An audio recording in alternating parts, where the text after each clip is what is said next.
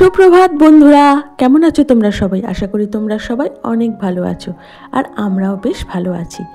তো সাধারণ ঘরকন্যা চ্যানেলের এই শীতের সকালে তোমাদের সবাইকে জানাই একটা ওয়ার্ম ওয়েলকাম। দেখেছো চায়না গোলাপের গাছটায় কি সুন্দর ফুল ধরেছে, ছোট্ট ছোট্ট 3টে গোলাপ। আসলে গোলাপগুলো না আর বড় হবে না। আর এদিকে দেখো দুটো ধুতুরা ফুলে কুঁড়ি হয়েছে, মানে এগুলো না কাল হয়তো ফুটবে। আর এই দিকের গাছে ফুটেছে একটা কুঁড়ি, আর ওই দিকের কুঁড়িটা একদম ছোট্টটা হয়তো ফুটবে আরও 2 দিন পর।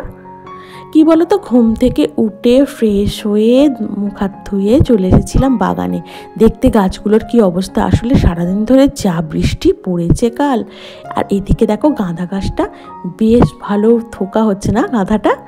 আর এই দিকের গাঁদা গাছে না মোটামুটি ওই একটা কুঁড়িই দেখতে পাচ্ছি, জানো তো। কি জানি, আমার মনে হচ্ছে এটা ওই হলুদই হবে। আর ওই দিকের গাঁদা গাছটা একটা আছে না, ওই দিকের গাঁদা গাছটাই দেখছি আবার 2-3টে কুঁড়ি হয়েছে ঠিকই, কিন্তু ওই দিকের গাঁদা গাছটাও না দেখছি ওই হলুদ হলুদই হচ্ছে। কি জানি কমলা রঙেরটা হবে না কি না, আমাকে মনে হচ্ছে না 3টেই হলুদ গাঁদারই গাছ দিয়ে দিয়েছে। কি জানি, দেখি আসলে ফুল যতক্ষণ না আর দুটোতে ধরছে বলা যাচ্ছে না। আর এই দিকে দেখো আমাদের যে পঞ্চমুখী জবা গাছটা আছে, এটা হচ্ছে সেই পঞ্চমুখী জবা গাছ। আর এই যে দেখছো ছোট ছোট কুঁড়ি, আসলে কালকে খুব বৃষ্টি হয়েছে তো ওই জন্য আজকে না গাছে একদমই ধরতে গেলে ফুলই নেই। আর এইদিকে দেখো কচু পাতার উপর জল পড়ে কি সুন্দর লাগছে দেখতে। আসলে এই কচু পাতাগুলো না আমরা খাই, জানো তো, মানে এগুলো খাওয়ার কচু পাতা, এগুলোর মধ্যে বড়া করলে খুব ভালো লাগে খেতে। আর এইদিকে দেখো ওই রামকৃষ্ণ জবাতে মাত্র 2টো ফুল ফুটেছে। আর এদিকে বাগানের মোটামুটি গাছগুলোকে দেখাদেখি করে চলে এসেছি ঘরে, কারণ ওদের তো আজকে জল দেওয়ার ছিল না। মাটিটা তো দেখলে বেশ ভালো ভিজে আছে, তো আজকে জল দেওয়ার কোনোই ব্যাপার ছিল না।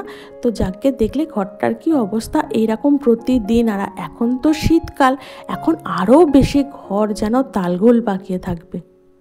এদিকে কাঁথা, ওইদিকে ব্ল্যাঙ্কেট, তারপরে ওদিকে গায়ের চাদর, সোয়েটার, টুপি, মানে চারিদিকে, মানে যে পরবে জায়গার জিনিস তো জায়গায় রাখবেই না, মানে এদিক ওদিক খুলে ছড়িয়ে ছিটিয়ে রাখে। আমাদের মনে হয় শীতকালে না বেশি ঘরদোর মানে অপরিষ্কার হয়ে থাকে, মানে আগোছালো হয়ে থাকে যেটাকে বলে। তাই জন্য কি বলতো, আমাদের না শীতকালে এই হাউসওয়াইফদের না কাজটাও একটু বেশি থাকে।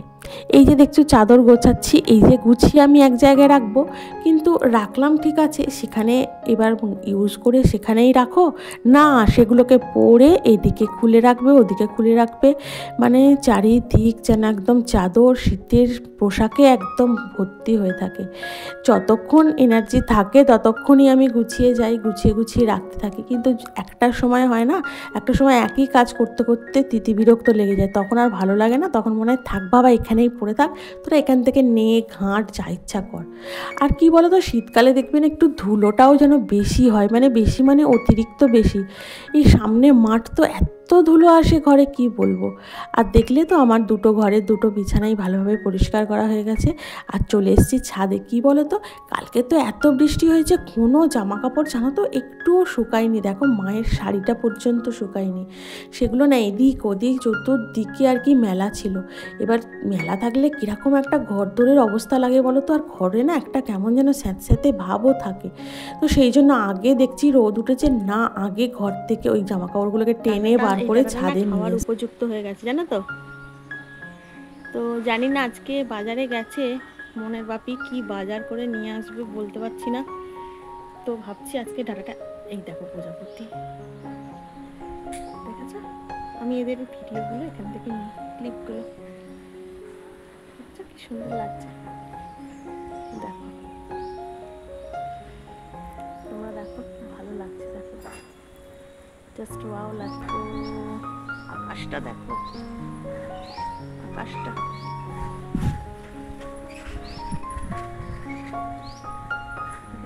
সুন্দর লাগছে। এই একজন উঠছে, এই একজন। আর আমার কি বলতো, ছাদে গাছ নেই, তাই তো কি, মানে আমার ছাদে উঠলে না আমার চারপাশের পরিবেশটা এত সুন্দর লাগে, মানে তুমি যদি ছাদে ওঠো তোমার মনটাই ভালো হয়ে যাবে। আর দেখলে তো গাছে কত প্রজাপতি, আর ডাঁটাটা পারবো কি না তখন ঠিক করতে পারিনি। তো দেখলে একটা ভ্রমর বসে মধু খাচ্ছে ফুল থেকে, মানে এগুলো দেখার পর মনটা এত ভালো হয়ে যায়। যাই হোক, নিচে এসে সেরে নিলাম টিফিনটা, মানে মনের বাপি আজকে বাড়ি বাড়ি আছে অনেক দিন পর, তাই আজকে দেখছো রুটি হয়েছে। তোকে রুটি দিলাম। দেখো ও বাজার করে নিয়েও চলে এসছে। হ্যাঁ, তো দেখো এই বাজার করেছে। আর জানো, দেখো শীতের মধ্যে নিয়ে এসছে পটল, দেখে কি মাথা গরম হয়ে গেছে আমার। নিয়ে এসছে ঢ্যাঁড়স। জানো, আমি বলছি তুমি শীতের সময় ঢ্যাঁড়স পটল কেন নিয়ে এসছো গো? সারা গরম খেয়েও কি তোমার হলো না? কি বলবো বলো, নিয়ে চলে এসেছে। এখন কি করব, এটাকে সযত্নে তুলে রাখতে হবে আমাকে। আর এই বাজারটা দেখছো তো, এইটাকেই কিন্তু আমি একটা সপ্তাহ চালাবো। আসলে কি বলতো, আমাদের মধ্যবিত্ত ফ্যামিলিতে একটুখানি হাত টেনে চালাতে হয় প্রত্যেকটা গৃহবধূকে, না হলে না সঞ্চয় জিনিসটা হবে না। তো দেখো এদিকে কথা বলতে বলতে তোমাদের সাথে আমার ঘরটাও মোছামুছি হয়ে গেছে, আর চলে এসেছি রান্নার। কড়াটার অবস্থা দেখেছো? বলছিলাম না কালকের ভিডিওতে যে হয়তো রাত্রিবেলা লুচি হবে, কারণ আলুর দম হলেই আমার মেয়ে লুচি খাওয়ার বায়না করে। তো লুচি করেছিলাম রাত্রে, আর দেখো কড়াটা কি অবস্থা। আমি রান্না করছি আর সমানে ভাবছি এটাকে আমি কী করে পরিষ্কার করব। আসলে সকালবেলা, শীতের সকাল বুঝতেই পারছো, এত তাড়াতাড়ি থাকে, এত সমস্ত কিছু মানে তাড়াতাড়ি করে করতে হয় যে ভাবলাম কড়াটা মাজবো, মেজে তবে রান্না বসাবো, নাহলে আরও পুড়ে যাবে। কিন্তু কি করবো বলো তো, হয়েই উঠলো না। আমি বললাম যাক তাহলে, ভালো তো পরিষ্কারই এমনি শুধু লুচিটা ভাজা হয়েছিল, তার থেকে তেলটা সাইড করে নিয়ে এবার রান্নাটা করে নিচ্ছি। তো দেখো এদিকে তোমাদের সাথে কথা বলতে বলতে আমার লাউ শাকটাও হয়ে গেল। আর আবার চলে এসেছি ছাদে। জানো, এইসব জামা কাপড়গুলো শুকিয়ে গেছে, তো এগুলো এবার একটু তুলে নিতে এসেছি। কেন বলো তো, দেখছি না আবার মেঘ করেছে। এই শুকিয়েছে জামা কাপড়গুলো একটু, এর উপরে যদি আবার এক ফোঁটা বৃষ্টি পড়ে না, দেখবো একদম আবার কতখানি জায়গা জুড়ে ভিজে গেছে।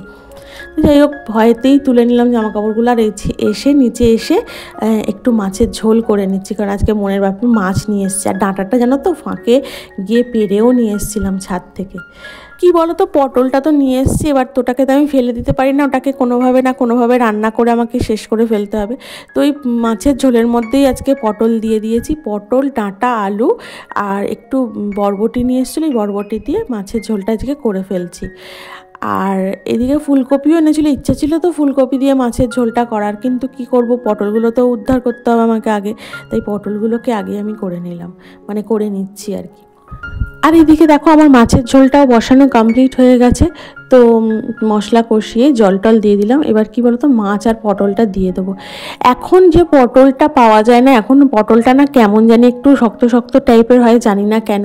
মানে আগে পটলটা ভাজার সাথে সাথেই দেখতাম একটু গলে গেছে, এখন দেখছি ভেজেই যাচ্ছি, মানে কোনো গলাগলির, মানে কোনো নরম হওয়ার, সফট হওয়ার সিনই নেই।